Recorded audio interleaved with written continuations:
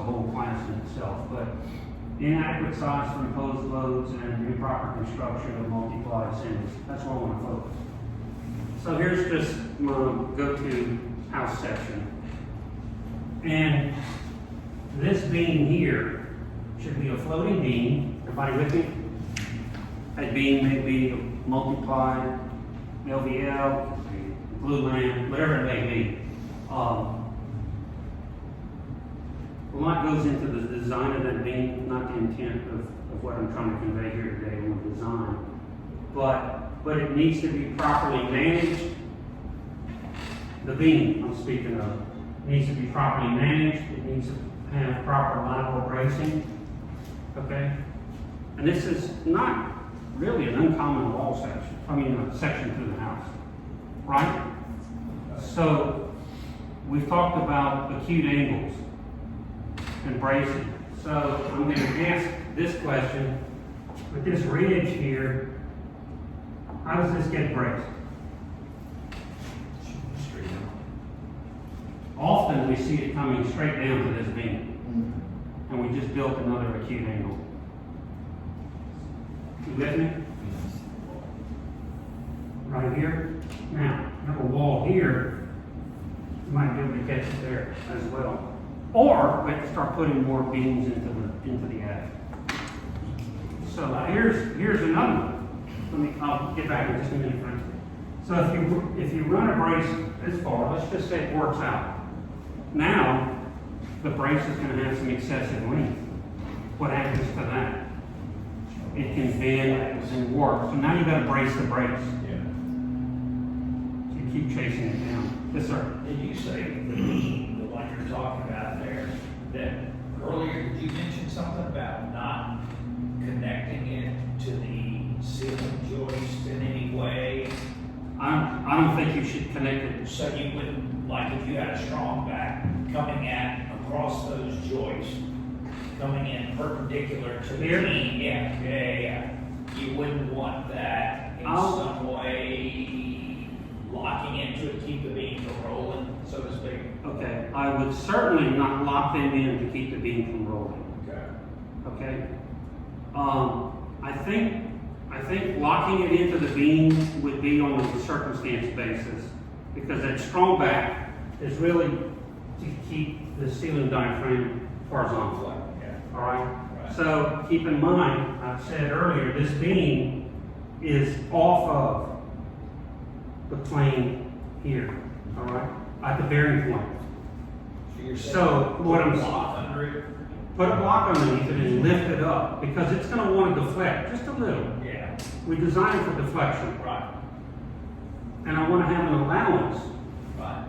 You may have to block it 2-3 inches, okay, depending on the camber of the beam and how much it deflects. You've got to have that clearance between your sheetrock and the bottom of the beam. But the beam needs to be braced at its bearing points on the edges, Yeah. laterally braced left and right. But I mean, if that's a room that's 24 feet across, Yes. and you're only catching it on each end. Yes. Or you may have to stiffen the beam. Now that becomes a design element of the beam. I know exactly what Frank's getting at, because you know the first thing the framers are gonna do is they're gonna short joist that across there into that beam. They're going to do what? They're gonna short joist that span right there, get rid of those long spans. They're gonna run that short dimension across there. And you can do And you can that. do that. If you look at the beam span tables, okay, you're going to see deflection limits, okay? The deflection limits for an attic beam are like, L over 240. When you start getting into ceiling beams Right. and beams like this, you're looking at 360 and 480. Yes. The beam's got to be stiffer so it doesn't destroy your ceiling. So, if I could recap here for the remote audience, and for you, you're talking about what the framer's going to do is mount this and run the joist this way. Every single time. And I'm okay with that. If what Gordon just said is you prepare that beam, because now you have the load of the ceiling, but you also have this roof load coming in. Right. So it all can be done, but it's going to have to be designed. You can't default to the lumberyard about how to do that. It would almost need to be assumed in the design that they're gonna do that, because the framers have been trained for years. Go the shortest length, Yeah. And they're gonna catch it. They see that that's short of this direction now, then go in the opposite direction. It's the first thing they're gonna do. I'm all for it, I don't have a problem with it, as long as that beam's designed to take that roof load.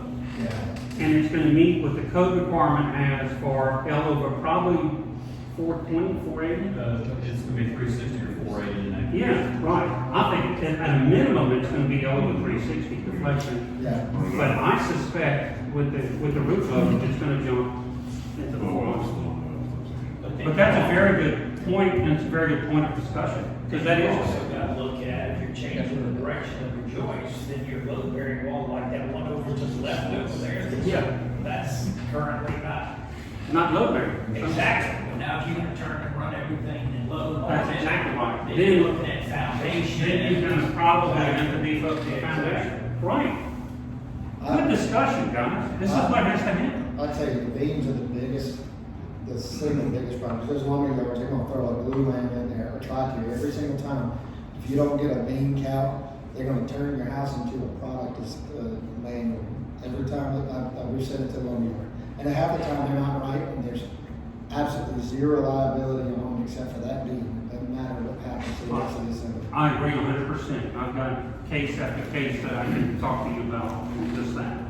So, this is really good discussion because that is what they're gonna do. And that's what we see. And there's nothing to it. But you've got to be able to take that load.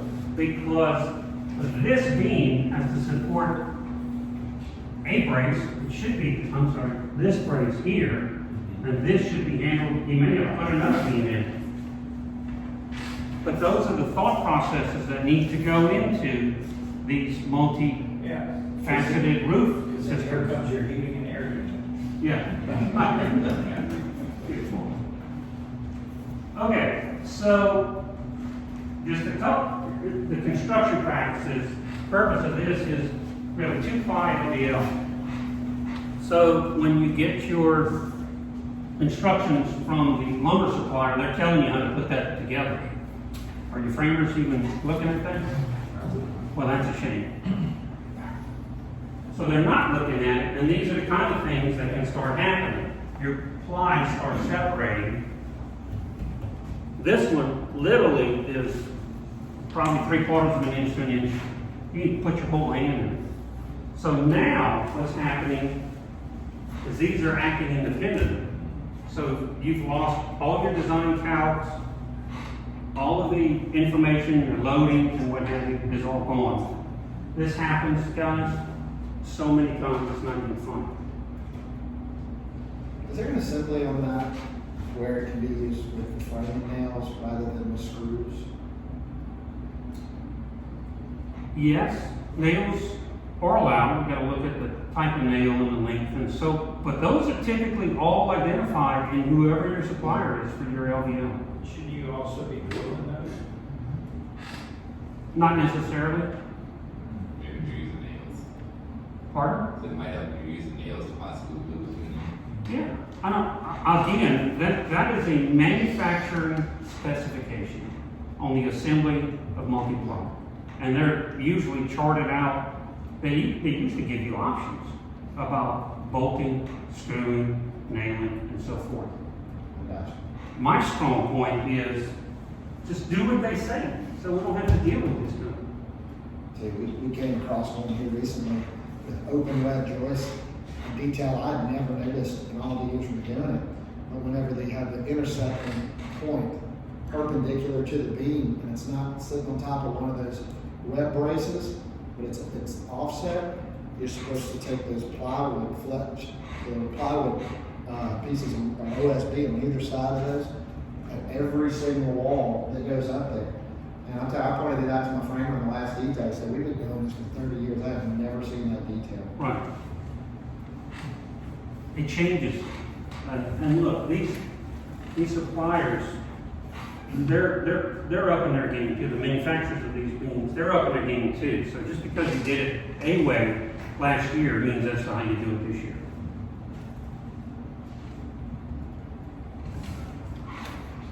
Okay, breach and load path. What'd you call this, Norma? Engaged. Engaged. Engaged dormer. I see a lot of smiles here, but we're starting to see this a lot. And, well, we did see a lot, and now we're starting to see it diminish. Okay? So, this is from a couple months ago. This house was built in the late 90s, around 2000. Still being built in very high-end neighborhoods here in Baton Rouge and throughout the South. Engaged dormer being the dormer that's breaching the wall system and the roof system, just for definition. All right? So let's talk about what this is going to look like. You can see in this particular property, we've already made a repair of what's going on. In fact, the homeowner told me all of this brick here has already been replaced. And it continues. So we're going to find out why. So this is an open space, the setup here. This is an open space above the garage. We talked about game room and so forth. This particular one is just open. But it's not uncommon, okay, to see these kinds of things. So this is the dormer on the left. You with me from the previous picture? So several things to talk about here. We've got a wall system above the original base plate. At the garage door opener, that plate height. We've got another wall system built up here, probably, let's say 5 or 6 feet, just for conversation. There's no lateral bracing in here at all. Now this, by the way, is on garage, front. We have the same assembly on the rear of the garage, just to set the scene here. So that's number one, no lateral bracing. Number two, we have a breach in the top plate here where the rafters come down. See that? So now it's exactly right. So now what we have, if we go back here, now what we have is 3 wall systems. You have a wall system here, you have a wall system here, you have a wall system here where it turns and goes. You with me?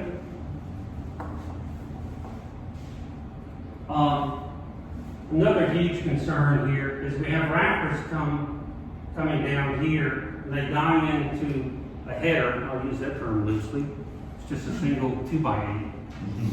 It's tied into a single rafter on each side. Correct. That don't even continue. That don't even continue. And there's more. And there's more. This 2x4. 2x4 here It's not even. kind of engage those 2 roof assemblies. Now look, this is, when we talk about this is really bad, right? But I can probably go respectfully to any one of your houses and say, why do you do that? Why do you do that? Why do you do that different from that one, different from that one? You see different methodologies on the same house. So, this is a rafter coming in, has no bearing whatsoever. Toenails. Right. It has no lateral bracing. This is the cavity. It's about, I don't know, 1.5 foot, something like that. All right? And this is the front of the dormer here. And that's it. So now we have a hole, a complete hole in the roof and the wall. So his brick outside is cracking in a wind event. That roof system is just all over the place. So my point is, if you're constructing this assembly, I go back to the designer and say, you owe me a detail on how to build this. Sorry, Mr. Architect, but that's how it goes. That's how it goes. You know, code says, take these rafters, hit the header, and bring that load into the outside wall. An outside wall, in this circumstance, is not laterally braced. So the roof is pushing on the wall system and getting deflection here, which makes the wall assembly want to twist around these dormers. Again, kind of an egregious circumstance, but not uncommon in a lot of framing. Even with a dormer that's positioned, let me back up here. When they loaded all of that with all those bricks too. Right. Look at the weight. I know. Even if this dormer was diminished and sitting at this plate height, if you don't lock in that rafter system, now you have a breach in the roof diaphragm only. In this case, you have roof and wall system, but we often see breaches at this level here, with the dormer sitting on top of the roof. Again, check it. If the detail's not there, get your designer, plan designer to give you a detail on how to get that done.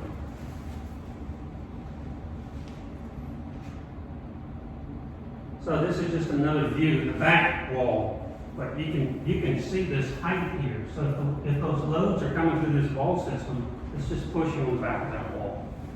And it was evident on the back of this wall was a big zigzag brick veneer crack. That's usually a giveaway to me. That's not shown here.